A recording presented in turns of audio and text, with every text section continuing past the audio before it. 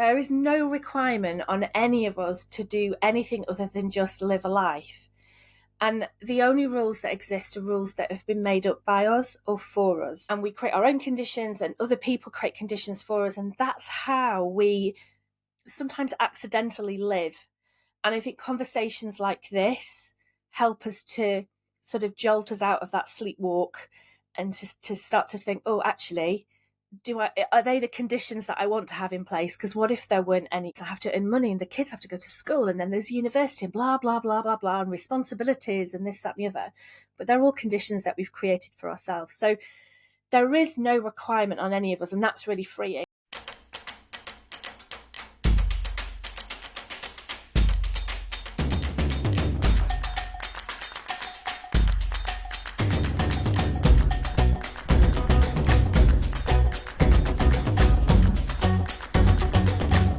Hello and welcome to another episode of the mini-series of the Unlocked Conversation Cards with the Diary of a CEO cards, where I interview a guest and ask them a question, and we'll have a deep dive and connection with them. Today, I've got a very special friend. I've mentioned this wonderful lady on the podcast many, many times, but welcome again. I think third time maybe, I'm not sure, but welcome to the show, Bev Holden. How are you?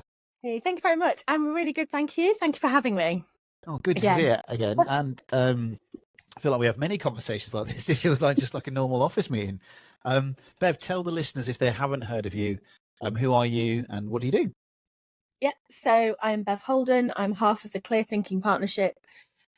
We make people think by what we do. So we facilitate and we coach. And when I say we, it's me and my partner, Kate. And we've been doing what we do since 2007.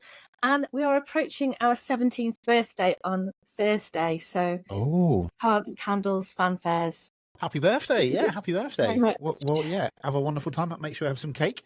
Bev, as part of the series, the idea is that I'm going to ask you a question. And for clarity, you have no idea what this question is. We've not prearranged anything before this. No, is that like one of those tricks where you say, I don't know you, do you? And would you like to pick a card? Yeah. Yes, okay. yeah. No, genuinely. And I've never seen the card either. So this is a complete mystery. Brilliant. There was a big smile on your face, like, should I say yes or no? Okay. All right. Bev, here is your question. Are you ready? Yes. What is the unobvious thing that you struggle with? Oh my goodness. What is who asked that question? It was Max Lugaver. What is the I unobvious? couldn't tell you who that is, though. Unfortunately, I'm not sure. Okay. So the unobvious thing. So it is something that. So it's not a real thing because I don't actually believe it's a real thing, but it's a thing that people talk about quite often, and it is confidence. So the reason I say it's not a real thing is I don't think I need confidence, nor does anyone else, to be able to do something. It's kind of a made up concept.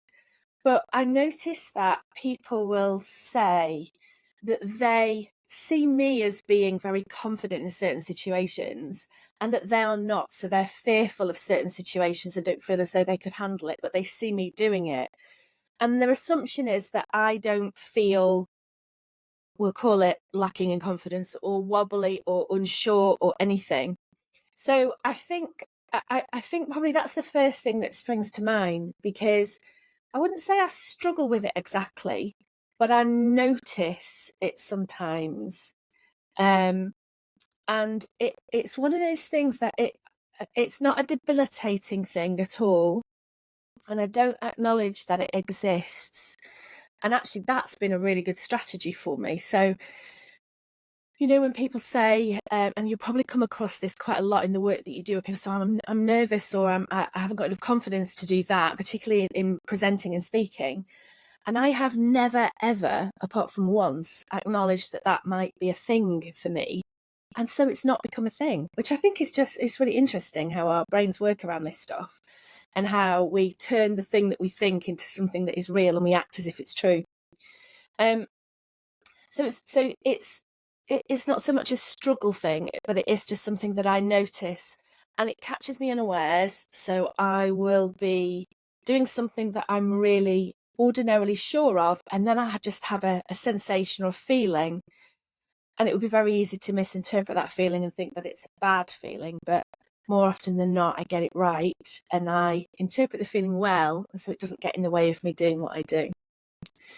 I'm just thinking, there's anything else that I... Ask me the question again. Yeah, sure. Yeah.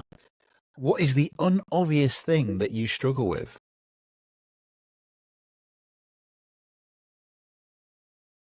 Gosh. It's a tough one, that one, isn't it? It is a tough one. And so I also think it might be contextual. So there are situations, I think, where I maybe find it difficult to ask for help if I'm struggling with something. Interesting, the struggle word, that was in the question.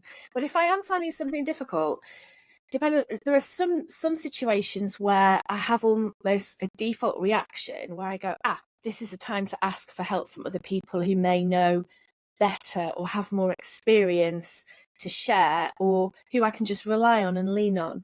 And then there are some situations where I think, probably people would expect me to be able to handle that, and so I shouldn't ask. And it's that whole thing of maintaining a perception that people might have of you, but it's not true. And it's much easier to go through life, I think, without all those masks on, but I don't always remember that. It's all very well thinking you know what the dream is, but living the dream is something different. So I think that might be something. So asking for help asking for help consistently, and being interested in what other people see that I can't see in myself. Yeah. Particularly, what is it about asking for help that is the struggle? I think it is maintaining that perception, that judgment that we often do to ourselves, where we think, I should know better, I should know this. It's not even necessarily that. I think other people will think, because I'm a terrible mind reader. I think most of us are. so I can't possibly imagine what it is that somebody is going to be judging me on. But it's that, I think that's the thought that creeps in, and it's I should know better, I should know how to do this. And that is probably the thing that stops me from asking for help. Yeah. But it is an interesting question, because it's making me think about times when I've rushed into going, right, help me now, I'm stuck, I'm struggling, I don't know what to do. And people's response is always so helpful and so encouraging, that there's never any need to say that you can't, to believe that you can't ask for help. Does that come to a surprise then, Bev? Like when people are so eager to help you, it's like, well, why was I worrying about this asking for help when people are so actively wanting to help? Yeah, I still think it's conditional though. It's conditional on me not judging myself first. But it's a lovely surprise, and I think it's something that I know is true, because humans like being asked to help other humans. I think we're wired generally to be helpful.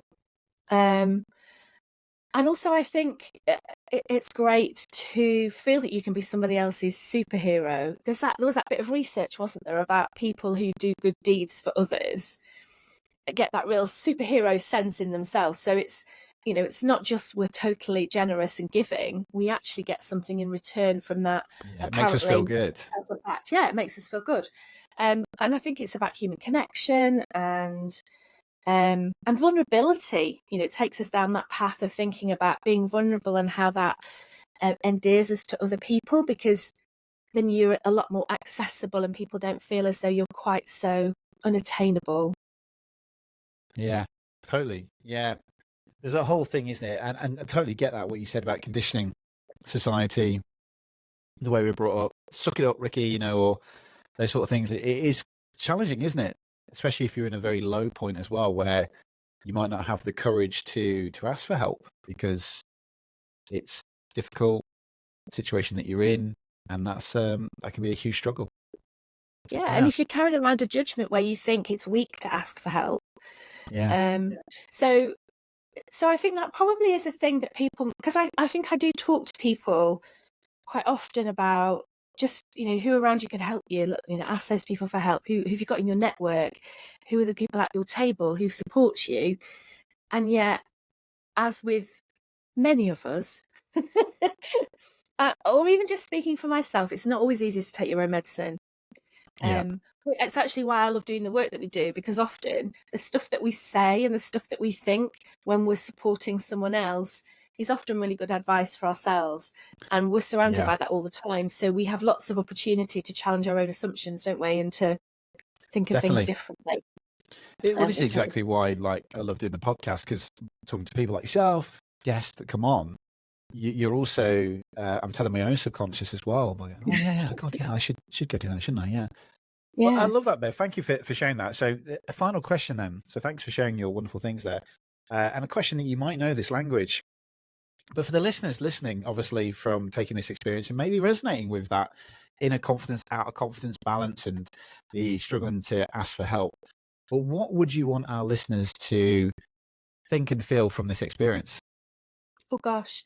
I think that actually the big thing, and it's one big thing. Oh no, there might be two things. There always is, isn't there, with me? The first one is there is no requirement. There is no requirement on any of us to do anything other than just live a life. And the only rules that exist are rules that have been made up by us or for us.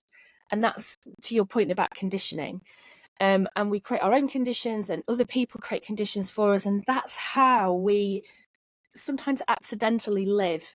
And I think conversations like this help us to sort of jolt us out of that sleepwalk and just to start to think, oh, actually, are they the conditions that I want to have in place? Because what if there weren't any? And people talk about living a life that's free and being complete freedom. And of course, immediately you think, yeah, but there's loads of constraints because, I run a business, I have to earn money and the kids have to go to school and then there's university and blah, blah, blah, blah, blah, and responsibilities and this, that, and the other. But they're all conditions that we've created for ourselves. So there is no requirement on any of us, and that's really freeing. And whilst I think that's true, I don't always remember that in the moment. And the other thing is that whilst we're imagining all of these moments where we might not feel confident or we can't ask for help or whatever our particular struggle is, the only thing that really exists is reality. It's that the moment that I'm in right now and that you're in right now. So nothing else exists.